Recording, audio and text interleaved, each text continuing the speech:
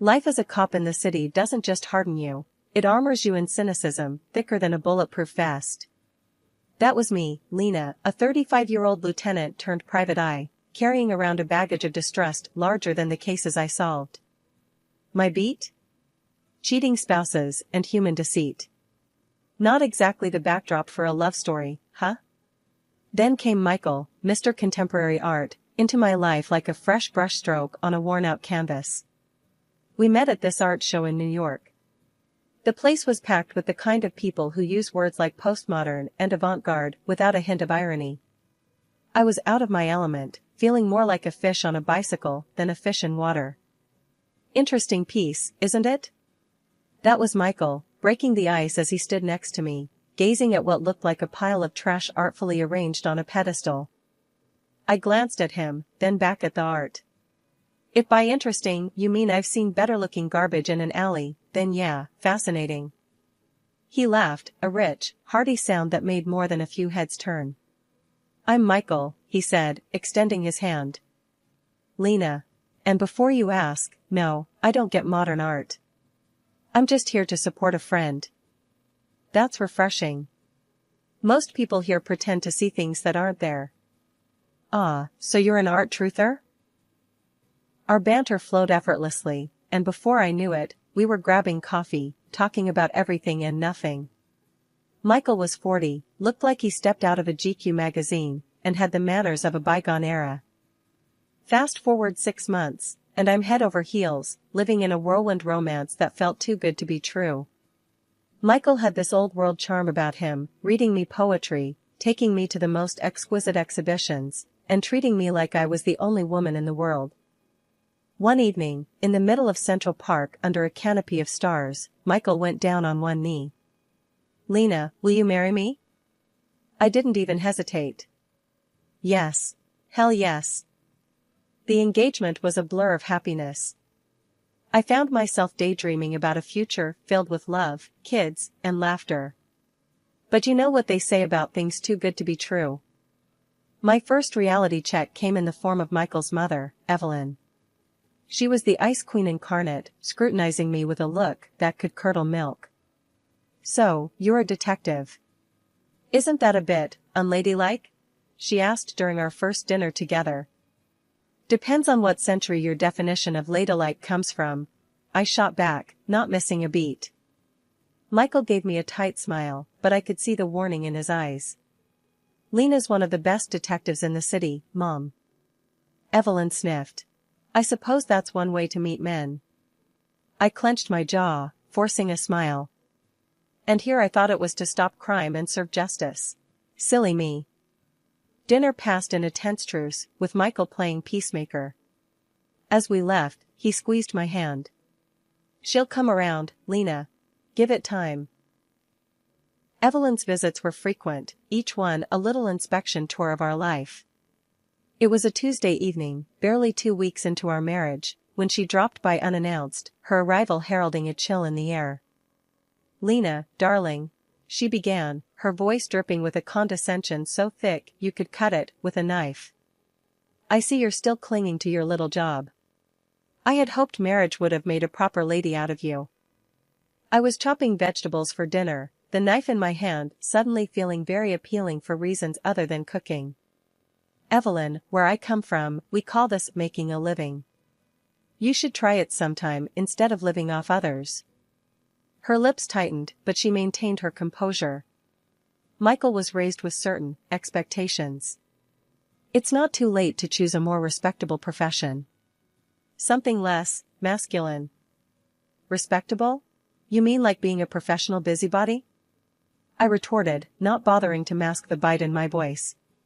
No thanks, I'll stick to catching cheaters and liars.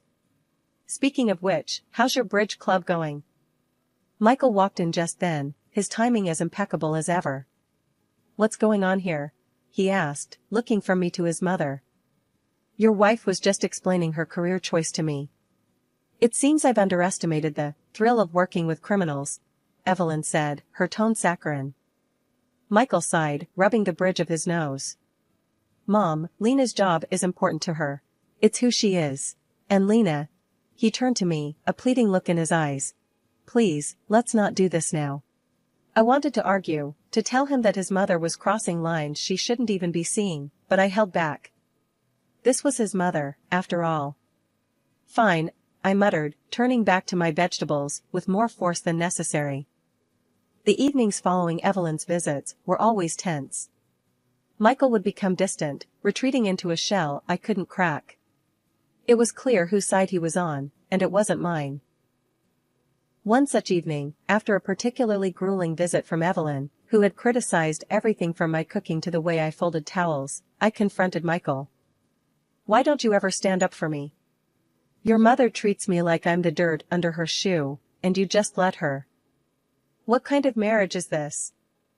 Michael looked at me, weary. Lena, she's old, set in her ways. What do you want me to do? Disown her? No, I want you to have my back. To tell her she can't walk all over me, us. Is that too much to ask? He sighed, running a hand through his hair. I'll talk to her, okay? Just give it some time. She'll come around. But she didn't. And neither did he.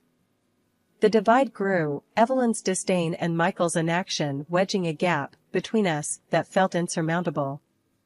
It was clear this was more than just a rough start. This was a glimpse into what my future held if something didn't change. Living with Michael started to feel like I was in one of those dramatic TV shows where the cracks slowly start showing in the perfect facade. He worked at this fancy art gallery, which sounded posh until you realized his paycheck was as unpredictable as the weather in spring. Meanwhile, I was doing pretty well for myself, pulling in enough to keep us comfortable, living in a spacious apartment in a nice part of the city. I remember one evening, the conversation at dinner turned towards the future. I was talking about maybe, eventually, wanting to buy a house, have a bit of space for when we decided to start a family. Michael, fork halfway to his mouth, paused and gave me this look. Lena, I'm not sure where you're getting these ideas from. We don't need a house. And me getting another job? That's not on the table. I put my fork down, trying to keep my voice level. It's not about needing, Michael. It's about planning for the future. And it wouldn't hurt to have a more stable income, you know?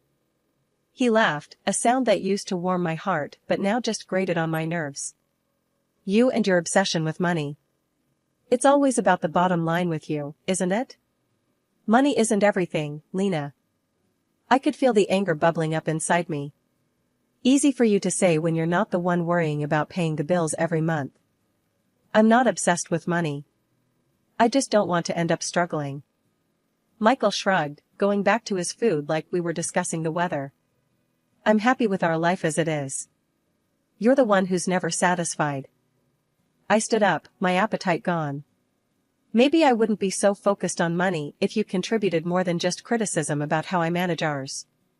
He didn't look up. I contribute in other ways. Not everything is about money, Lena. That night, I lay in bed, staring at the ceiling, thoughts racing. It wasn't just about the house or the kids or even the money. It was about respect, partnership, and support, none of which seemed to matter to Michael as long as the status quo kept his life easy. His accusations of my so-called obsession with money were a convenient deflection from his unwillingness to confront the reality of our situation. On what started as a mundane Sunday, the living room transformed into the stage for an unexpected drama when Evelyn, my not-so-beloved mother-in-law, decided it was the perfect day for a visit. With her arrival came an air of tension, thick enough to slice through. She was glued to her phone, her voice fluctuating between panic and confusion, as she navigated through a conversation that set off every red flag in my book. And you're saying my social security number has been suspended? How much do I need to pay to fix this? Evelyn's voice cracked as she fumbled through her purse, pulling out her checkbook and a slew of documents, her hands shaking with a mix of age and fear. I was in the kitchen, coffee in hand, when my ears picked up the mention of Social Security and payment. Years on the force had honed my instincts, and every fiber of my being screamed, scam. I rushed into the living room, my approach silent but swift. Evelyn, hang up the phone. It's a scam, I interjected, my voice firm yet composed, hoping to convey urgency without inciting panic. She whipped around, eyes wide with shock and offense. "I beg your pardon. I'm handling this, Lena. There's no need for your intrusion." But before she could continue her protest, I reached out, my hand clamping down on the phone, and ended the call with a decisive click. The room fell into a stunned silence, the air thick with tension. Evelyn recoiled as if I had slapped her, her face contorting into an expression of fury and disbelief. "How dare you? That was incredibly rude and uncalled for. Who do you think you are, treating me like some naive child?" Michael, drawn into the living room by the commotion, stood at the threshold, his expression a mix of concern and frustration. "Lena, what's going on? Why are you upsetting my mother?" I turned to him, my frustration mounting. "That call was from scammers, Michael.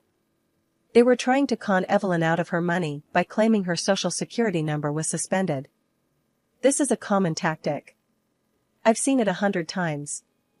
Michael rubbed the back of his neck, a gesture I knew meant he was in a tight spot. "Okay, but couldn't you have been a bit more diplomatic about it?" Evelyn, gathering her things with trembling hands, shot me a look that could curdle milk. "I don't need to be saved, especially not by someone who treats me with such disrespect. I'm leaving. We'll see what the bank says about this so-called scam." She stormed out, leaving a cold silence in her wake. Michael sighed, looking between the door and me. "Lena, I know you meant well, but you have to handle things more gently, especially with my mother." I felt a twinge of guilt but stood my ground.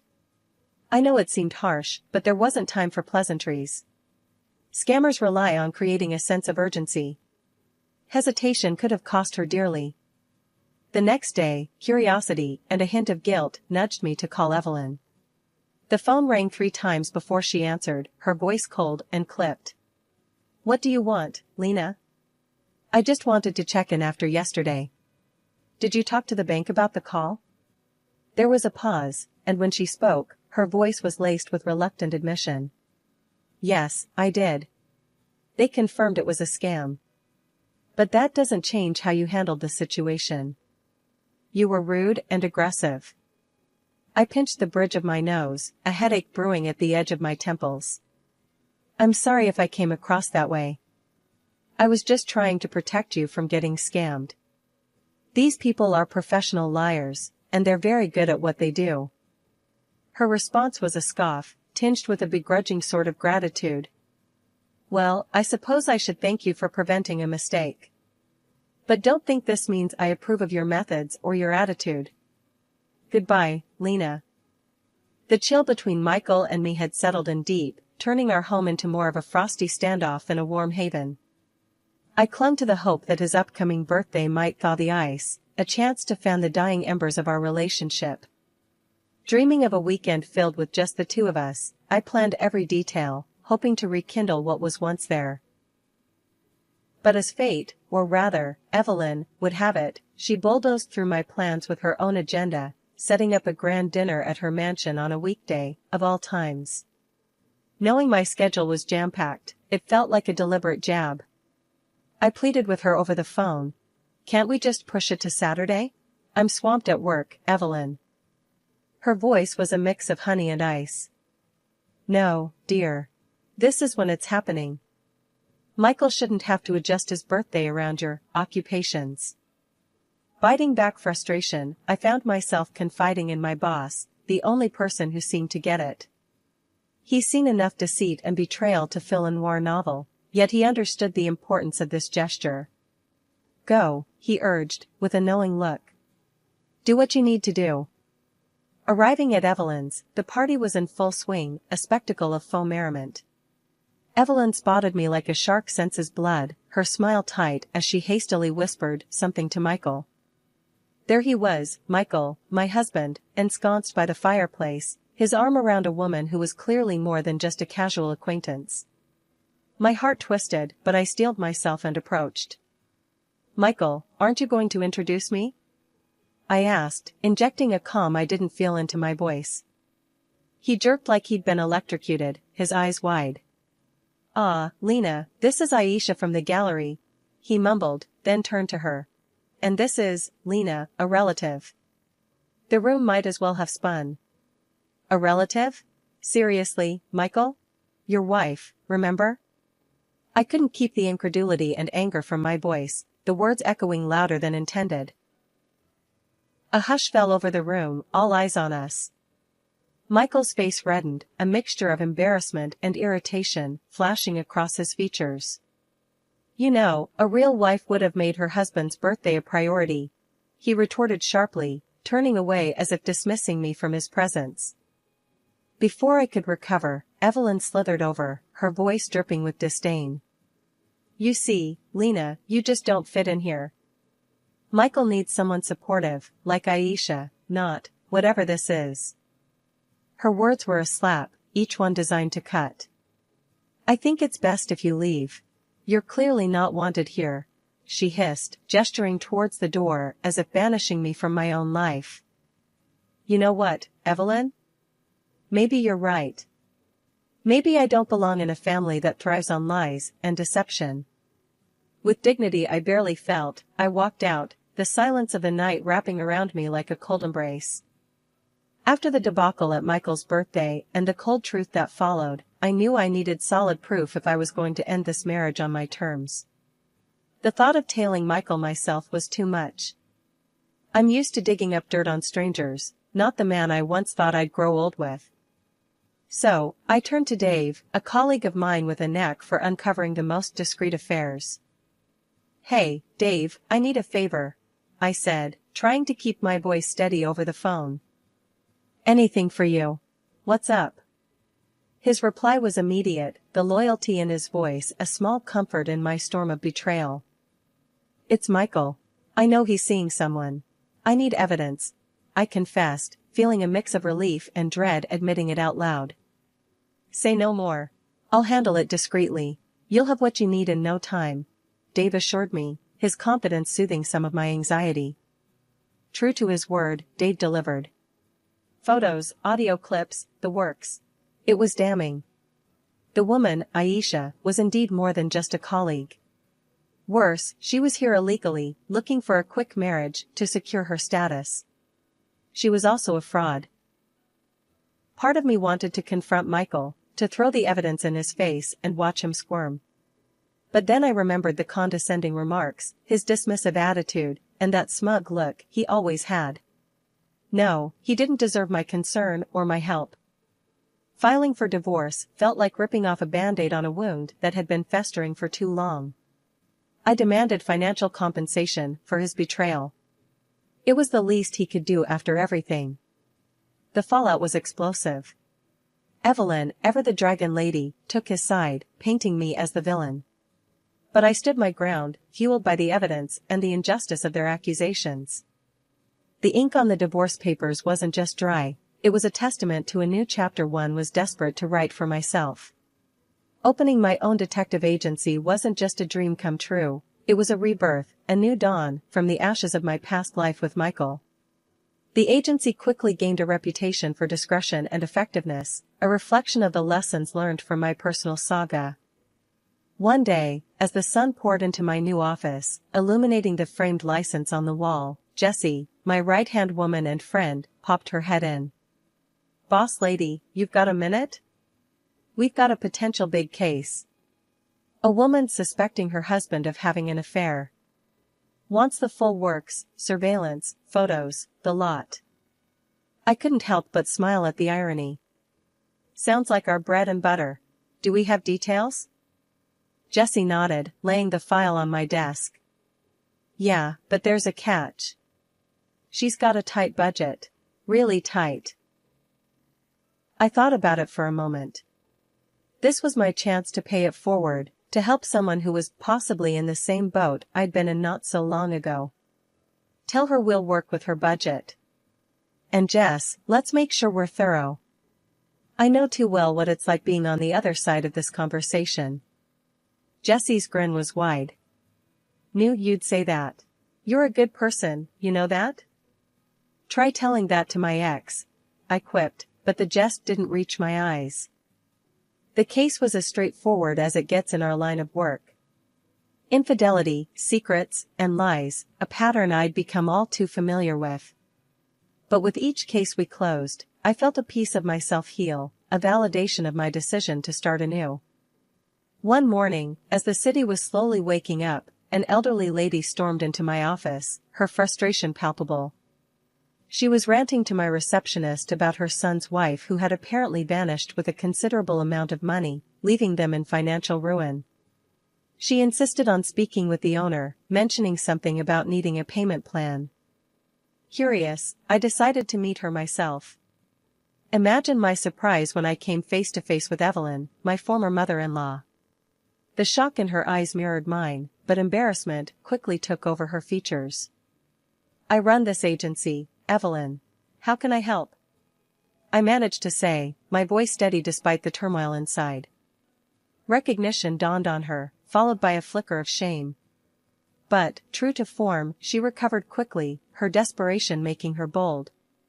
"Lena, you have to help me find her, the woman who ran off with my son's money. Michael's in shambles. Do it for family's sake, without charge." The audacity of her request left me speechless for a moment.